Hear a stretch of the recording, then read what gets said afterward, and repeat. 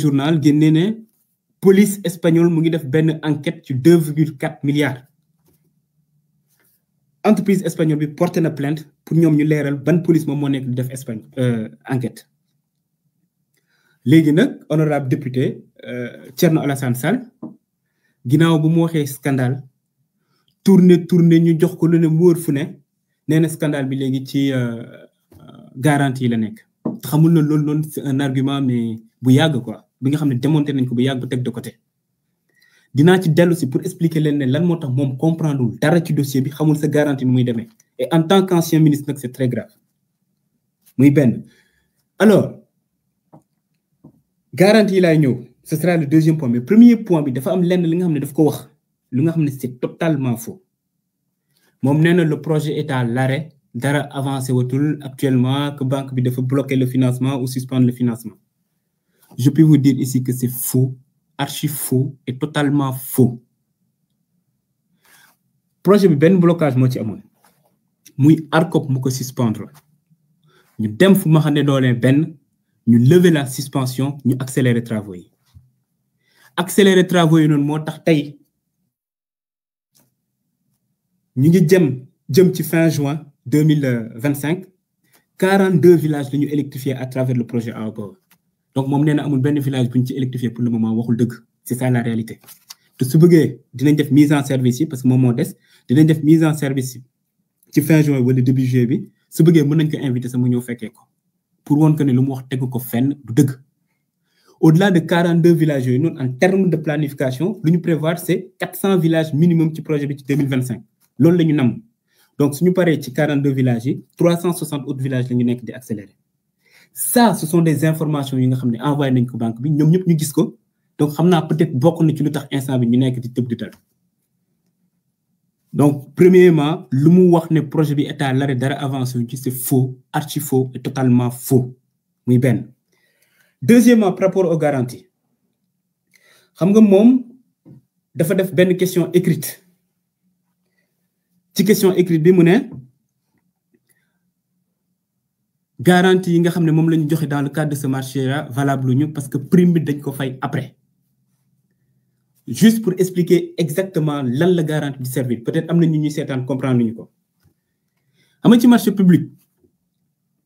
su nekkee yow da nga gagné marché ba pare code des marchés publics permettre la nga jot avance de démarrage ak avance au titre des dépenses engagées mais nag dañu ne état warul jël risque par exemple joxe montant yu toll noonu te amul dara li nga xam ne moom mooy garantie au cas où ki nga xam ne moom moo jot xaalis bi exécuté wul normal wala mu daw ak xaalis bi ci loolu noonu la ñu mettre en place ay garantie donc yow instant avant ñu lay jox par exemple benn somme da nga war a dem soit ci benn banque mu assurer la wala nga dem ci benn société d'assurance bi nga xam ne ministre des finances et du budget agréé na ko soo andee caution yooyu noonu à partir de là ñun ou en tout cas entreprise bi nga xam ne moom moo joxe marché bi mën na la def avance de démarrage wala avance au titre des dépenses engagées dans le cadre de ce marché là ñetti garantie moom moo ci am première garantie bi ñu koy dippee donc garantie d'avance au titre des dépenses engagées donc 20% yi beneen garantie bi nekk garantie de restitution d'avance donc avance de démarrage 20% yi ñu joxe ak beneen garantie bi une garantie de bonne exécution donc 5% du montant total léegi moom nee na ce qui s'est passé mooy banque bi société bi dafa xaar ba jot avance de démarrage yi door a fay les garanties mu dem ci article 13 code ciment bu muy def question écrite et aussi même tey bu muy exposé article 13 boobu noonu soo xoolee alinéa 2 dafa ne la prise d'effet du contrat donc su ñu waxee contrat mooy le contrat d'assurance entre dans le cas d'espèce AOPO EPC bi nga xam moom moo gagné marché bi ak la société d'assurance donc la prise d'effet du contrat est subordonnée au paiement de la prime par le souscripteur yemu ci mu dem ci article alinéa 6 bi mu ne en cas de non-paiement de la prime dans le délai le contrat le contrat est résilié de plein droit contrat bu muy wax mooy le contrat d'assurance entre donc aéroport EPC ak la société d'assurance donc jusqu'ici vous voyez que moom lu mu nekk di souligner yëpp c'est entre ñaari privé donc la société d'assurance ak société aéroport EPC bu mu defee sa question écrite ministère des finances tontu ko ne ko ne gis nañ sa question écrite mais kaay ñu expliquer la da nga xamut peut-être wala nga nekk de mauvaise foi mais dañ ko ne da nga xamut ci note explicative bi ne ko ne lu nga fàtte souligner mooy même article 13 bi nga nekk di wax am na alinéa 2 am na alinéa 6 mais da nga yeggul ci alinéa 7 bi alinéa 7 bi lu mu wax dafa ne les dispositions des alinéas 2 et 6 ne s'appliquent pas aux primes de l'État et de ses démembrements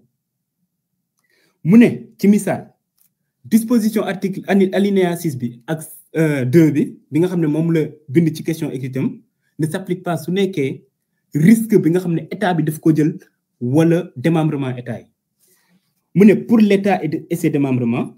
les délais de paiement des primes pourraient être accordés dans les conditions définies par la CRCA, c'est-à-dire la Commission régionale de contrôle d'assurance.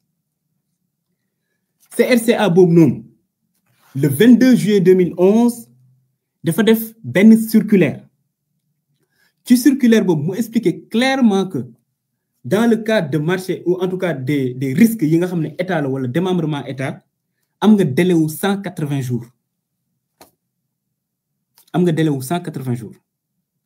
donc bu ñu ko joxee cet argument là tout de suite mu gënaat puisque la bêtise insiste toujours mais non en fait loolu dañ ko waroon bind ci dossier bi je sais pas de quel dossier il parle yow loolu lan nga ko soxla bind ci dossier logique pour logique alinéa yu nekk ci article 13 bi yëpp nañ ko def ci dossier bi parce que soxla wuñ ko on a fait juste référence à l'article 13 bu ñuy joxe les garanties lal ko ci ñaari argument tey soo ko déglu mu ne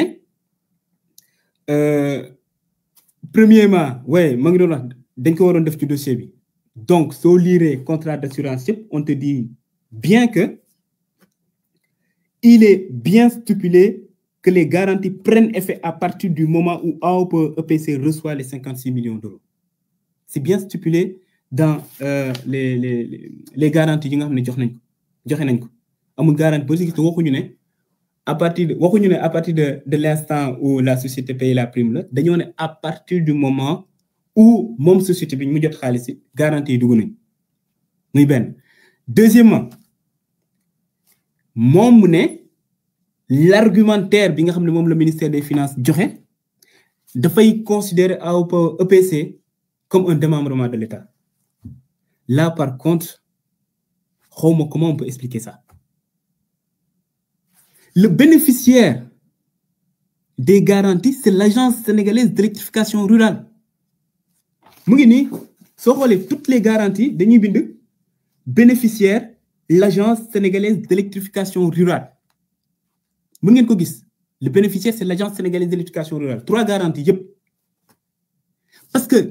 agence sénégalaise d'électrification rurale moom moo nekk un démembrement de l'État bu nekk di jël risque yi xam nga mooy lan mooy décider fay 20% au titre d'avance de démarrage à une société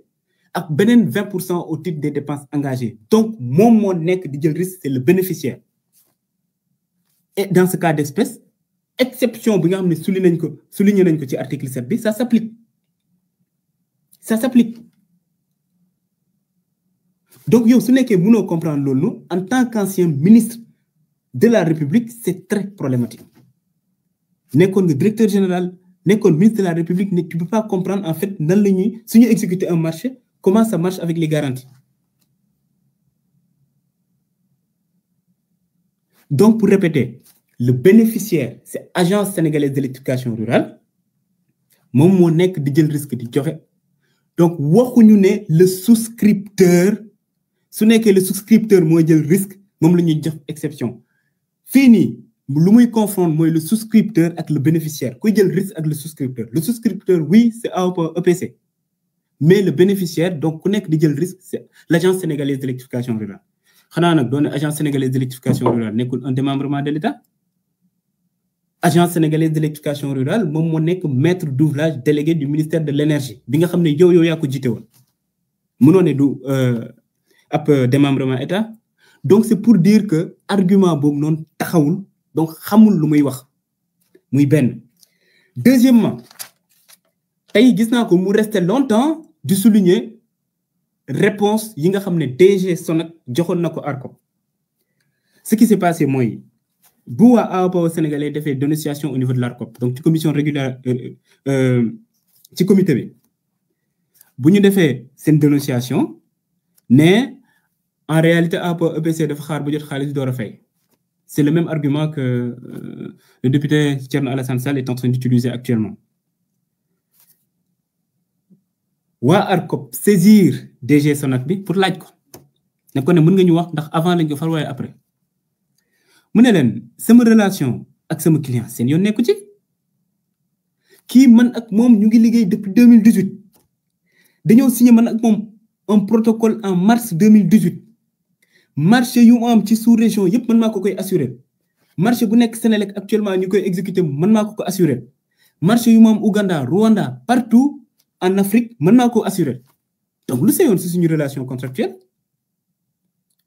DG bi tontuwaat ne ko jox naa la délai 48 heures xaw ma 72 heures su nekkee yow dellu si pour wax ma exactement ce qu'il en est parce que loolu noonu mën na annuler marché bi DG Sonac bi répété waat lu mu ko waxoon ba pare ne ko yow yaa wax ne lii nii mën na annuler marché bi ou en tout cas dafa am benn disposition bu ma violé wax ma ban article la violé keroog la ARCOP gëj a tontu parce que effectivement mënul wax ban article la violé te ñàkk xam mais am na ay jurisprudence yu bari ci am ci affaire assurance c'est-à-dire yow su nekkee tàmm nga di liggéey ak société bi am na benn conférence ou conseil des ministres bu ñu defoon Paris dans le cadre des assurances c'était en 2006 où il était dit clairement que il est loisible à l'assureur d'accorder sa garantie en dépit de non-paiement de la prime, notamment pour les contrats à tacite reconduction. Ainsi, l'alinéa 3 de l'article 13 du Code d'assurance laisse la latitude à l'assureur de suspendre ou non sa garantie en cas de non-paiement de prime. Donc, c'est pour dire que mon DG Sonac bi, il a compris clairement que mënoo ko téye fenn sur le plan juridique et que ñu ko nekk di ko wax ci affaire prime dañoo xamut loolu rek moo leen dal ñàkk a xam et di nekk di chercher la petite bête. Et là ce que ça montre mooy ci marché bi amuñu fenn fi nga xam ne mën na ci sukkandiku pour naan am na benn article bu ñu violé wala ci procédure yi am na leen li nga xam ne jaaru ci yoon donc ñu nekk di jëfandu léegi ci ay garantie pour nee na ok il faut ñu stopper marché bi.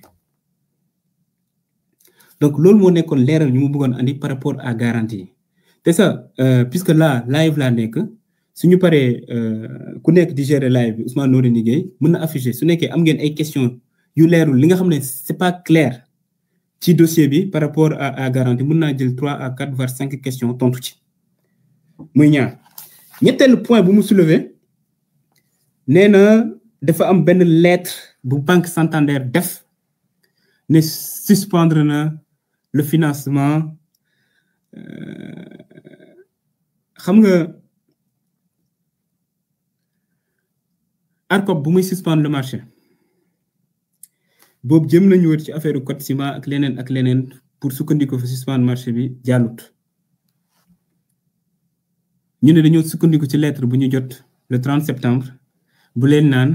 banque bi suspendre na financement bi ñu sukkandiku ci ne ok bon léegi mën nañ suspendre marché bi man jour bu ñu jotee décision ARCOP boobu noonu j'ai écrit directement à la CSC parce qu'en réalité moom moo nekk di assurer ou garantir le financement au niveau de l'Espagne suñu waxee crédit acheteur ñoom ñoo koy garantir bind leen laaj leen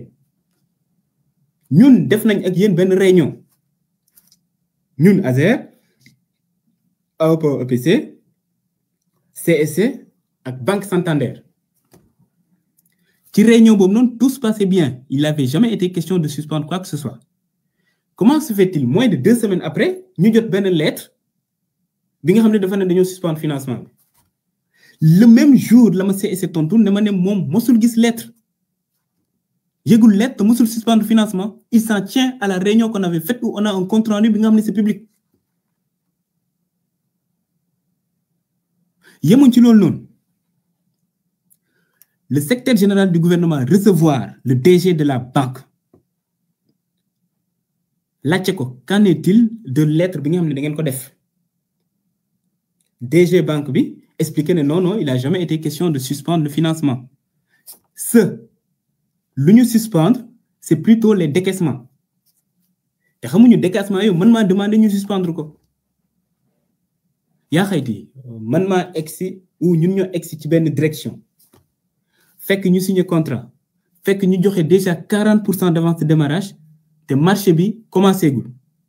man maa def benn note ne bu kenn commencé marché bi tant que xoolaatuñ ko de A à Z renégocier ko door a avancer ma ne léegi nag puisque entreprise espagnole bi jot na xaalis ba pare nañ suspendre tout décaissement jusqu'à ce que ñu exécuter ba nga xam ne au moins atteindre nañ ci limite contrat bi nañ ko stipuler par rapport au décaissement yi nga xam def nañ ko notamment les 20% au titre des dépenses engagées et aussi ci prorata par rapport aux 20% d'avance de démarrage ñu door a mën a demander waat beneen décaissement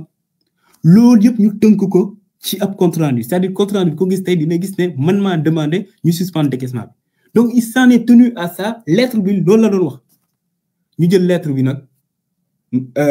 génnee ko naan waaye banque bi nee na dafa suspendre financement banque bi ne ci boppam moom c'est un problème de français mësul suspendre financement donc lettre bu mu bind pour wax loolu noonu moom la ñuy yóbbu au niveau de la Cour suprême pour wane ne il a jamais été question de suspension de financement Cour suprême décidé lever la suspension ñun ñu commencé travaux yi donc lettre bu nga nekk di génn c'est ça beneen affaire bi mooy utilisation fonds bi xam nga lii aussi day témoigner en quelque sorte xamoo marché public man je sais vraiment pas su nekkee yow vous avez vraiment été ministre wala directeur général wala mos nga exécuter marché sooy exécuter marché chaque 3 mois da nga war a def benn rapport expliquer exactement fan nga toll banque bi dafa am ñi nga xam dañuy ñëw tout le temps di ko auditer pour xool financement yi nga xam ne yor na ko ndax mu ngi leen di topp normal donc il est obligé à chaque fois di demander foo leen ci toll et ça yoo ko demandé à EPC première fois bu nga ko demandé def ko ne le DG de l'ASER moom moo bloqué le projet oui instant boobu man maa ñëw ne on stoppe le projet le temps ñu xool lépp muy benn deuxième fois bu mu ko demandé dafa ne actuellement ARCOP moo ko bloqué et c'était ça la réalité ARCOP moom moo suspendre le marché donc on pouvait pas avancer troisièmement compte bi nga xam ne moom moo nekk ci banque Santander c'est pas le compte du projet soo liiree bu baax désolé j'ai un problème de connexion j'espère que début bi baax na et que ñu may dégg bu baax donc c'est pour dire que entreprise bi moom jot na avance de démarrage avance au titre de dépenses engagées cautionner marché par rapport à cette lettre là mu leer et profiter ci lettre boobu noonu pour expliquer gis nga même garantie bu ñu nekkee di ko wax ñun on a fait une lettre adressée ko à la société Sonac ci lettre boobu noonu dañ ko ne monsieur le directeur général dans le cadre du marché ASER AOPA EPC bu ñu approuvé le 23 février 2024 la Sonac a délivré à la société AOPA EPC les garanties numéro tel les 3 garanties respectivement au titre de la restitution d'avance des dépenses engagées et de la bonne exécution. N'est que compte tenu la question de la validité des garanties délivrées par la Sonac sans paiement des primes au montant de la souscription a été soulevée dans la dénonciation ou dans une dénonciation à l'ARCOP. Compte tenu de la nécessité de nous entourer des procédures permettant la bonne exécution du marché, je vous saurai gré de nous édifier au sujet de la validité de ces garanties. Veuillez agréer, Monsieur le Directeur général, l'assurance de notre considération distinguée. Directeur général Sonac tontuñu à Monsieur le Directeur général de l'Agence sénégalaise d'électrification rurale. Monsieur le Directeur général, nous vous marquons la réception ce 30 octobre 2024 ou ce 30 octobre 2024 de votre correspondance citée en référence par laquelle vous nous interrogerez où vous nous interrogerez, ouais, sur la validité des garanties émises par notre compagnie au bénéfice de votre agence dans le cadre du marché tel du 23 février 2024, qui vous lie à la société AOPOWER EPC. À ce sujet, nous avons l'avantage de vous confirmer l'authenticité et la validité de ces différentes garanties émises par notre compagnie à la demande de AOPOWER EPC au bénéfice de votre agence. Concernant les primes afférentes à ces garanties, elles ont été régulièrement payées par AOPOWER EPC. Comme nous l'avons déjà précisé à l'ARCOP, qui nous avait saisi sur la question, le paiement de la prime n'influe pas sur la validité des garanties.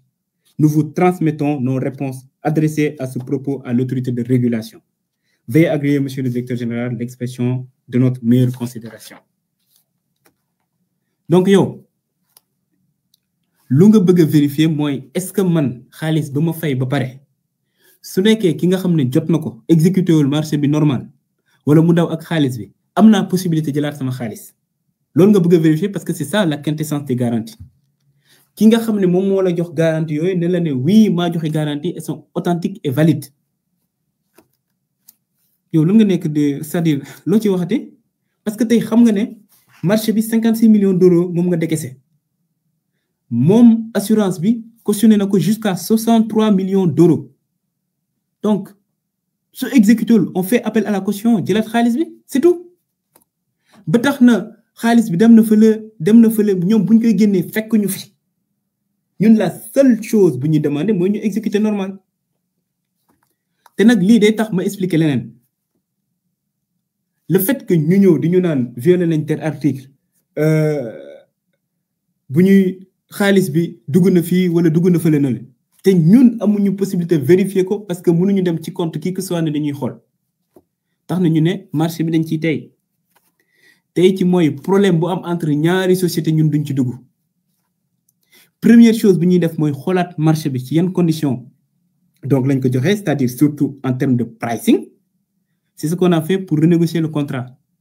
renégocier ko jëlee ko 1540 villages yóbbu ko 1740 villages yemuñ ci loolu noonu ñu ne xam nañ dans le cadre de marché yu mel nii 70% financement bi yëpp fourniture la c'est-à-dire da ngay jënd ay poteau béton ay accessoires de ligne ay transfo et cetera 30% bi rek moom moo nekk travaux presque donc ñun ci renégociation mu ne dañuy def 50% du financement des Sénégal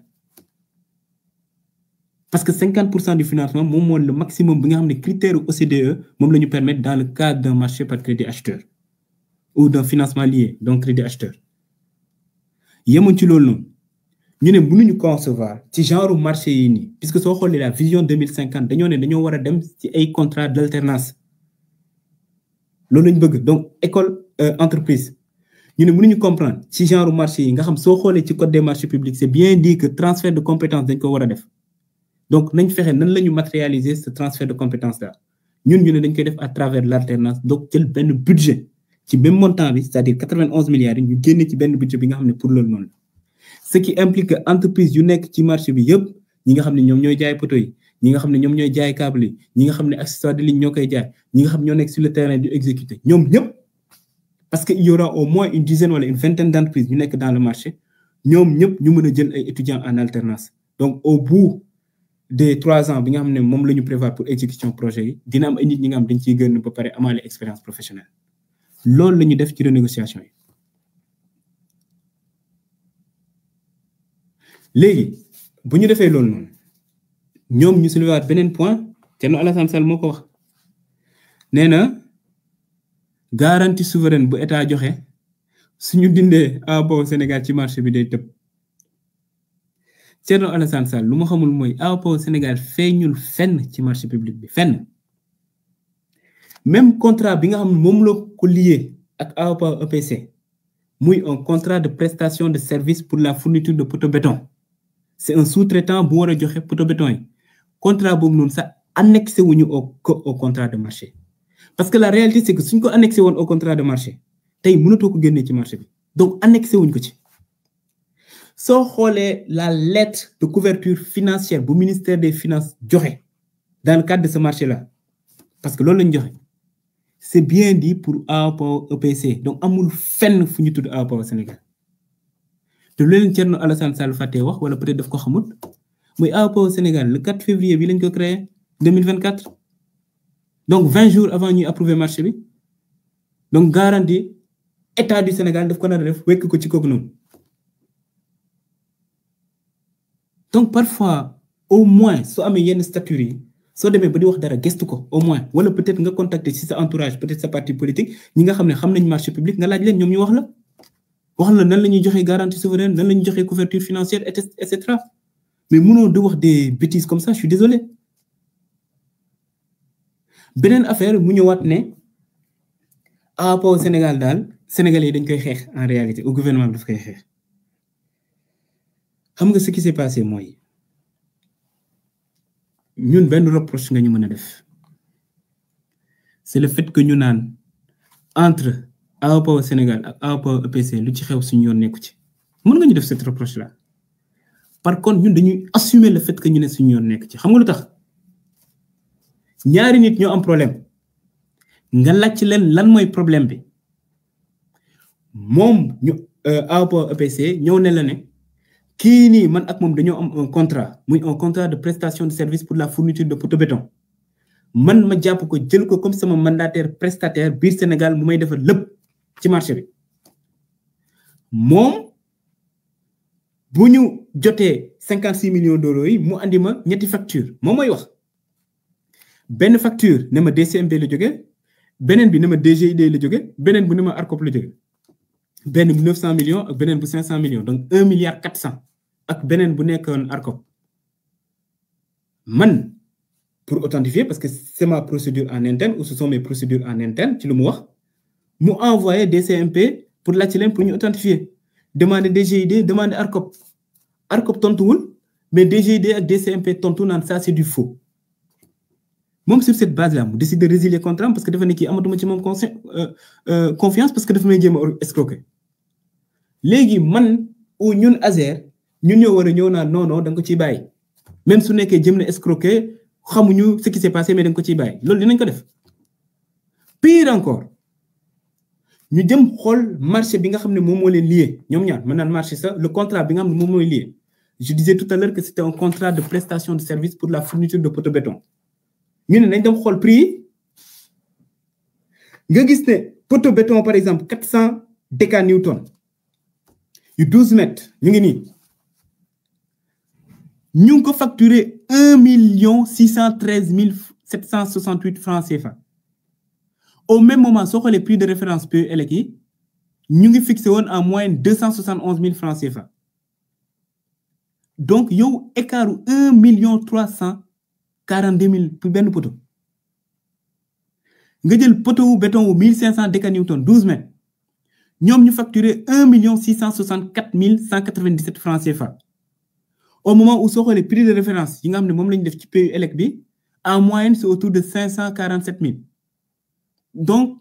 surplus ou surfacturation 1 116 275 francs CFA nga jël poteau béton wu 2000 décanewtons 12 mètres ñoom ñu facturé 1 739 841 francs CFA au même moment soo xoolee prix de référence yi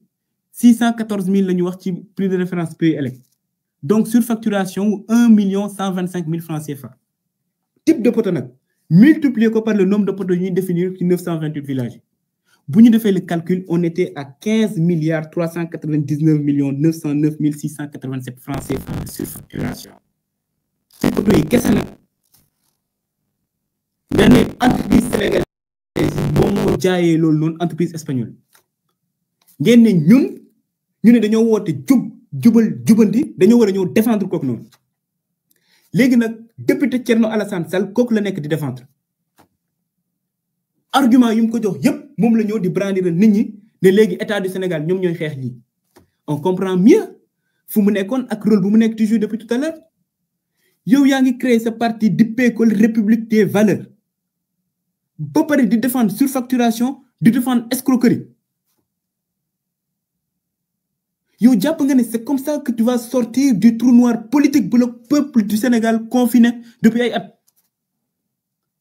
ba pare loo mënti wax ci dossier bi moo wala ne la kaa ñu débattre ci nga bañ waaf. am na kenn ku ma dëgg keroog mu naan non député Thierno Alassane Sall c'est un chef de parti donc mënul débattre ak kenn ki nga xam ne c'est un élément de la JPS vice-coordinateur du JPS mënu ko mais li ñu fàtte wax mooy le président de notre parti président Ousmane Sonko bu muy wax ci ONAS fekk directeur général bi nekk fa bu mu ko woowee pour débattre dafa ne kaa ñu débattre dafa pare ñëw naan pour ñu débattre finalement ñële ñoom ñoo bañoon et pourtant instant boobu noonu moom il est quitté na élection présidentielle il avait plus de 15%.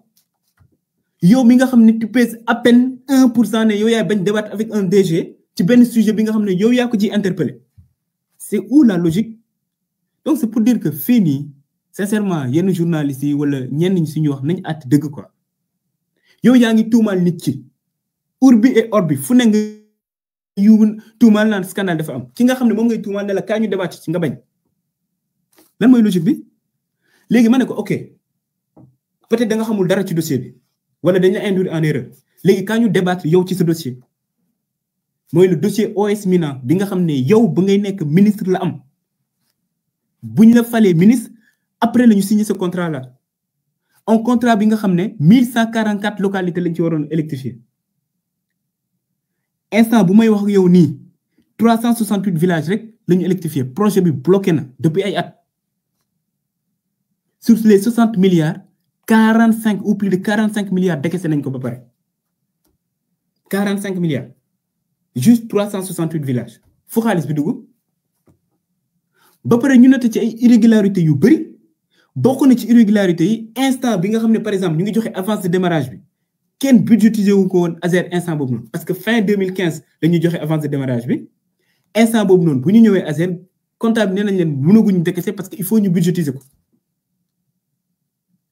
Farba Ngom moom moo jóge fële ñëw mettre la pression en tout cas liggéey ak ñoom nekk fa di wax ba finalement ñu door a def décaissement yi le même jour dem au niveau de la banque bloquer compense yi parce que c'était la fin de l'année pour ñu décaisser xaalis bi le même jour même Farba Ngom boobu moom moo la accusé yow ne la ne yow Thierno Alassane Sall bu ngay nekk ministre de l'énergie am na li nga xam ne sëkk nañ ko man ak yow nga jël xaalis man ma jël xaalis mosoo ko ci porte plainte donc ñun suñu ñëwee fekk dossier bu mel nii suñu xel day ñaaw loolu laa la wax dama bëgg ñu ñëw débattre peut-être nga expliquer ma lan moo tax projet bi bloqué yow en tant que ministre de l'énergie de l'époque instant bu ñuy def dossier bi vous étiez acteur kenn mosula dëgg nga wax ci dossier boobu noonu masta am et pourtant c'est un grand scandale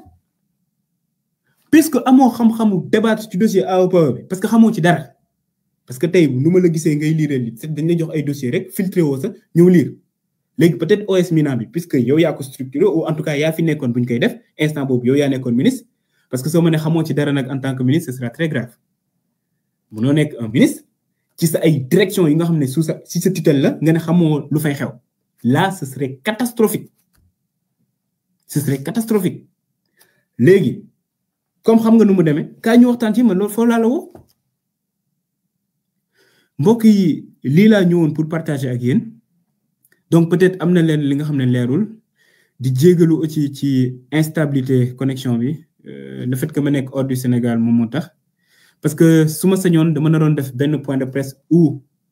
damay c'est-à-dire ma jàkkaarloo ak journalistes yëpp sénégalais yëpp wax mu gën a leer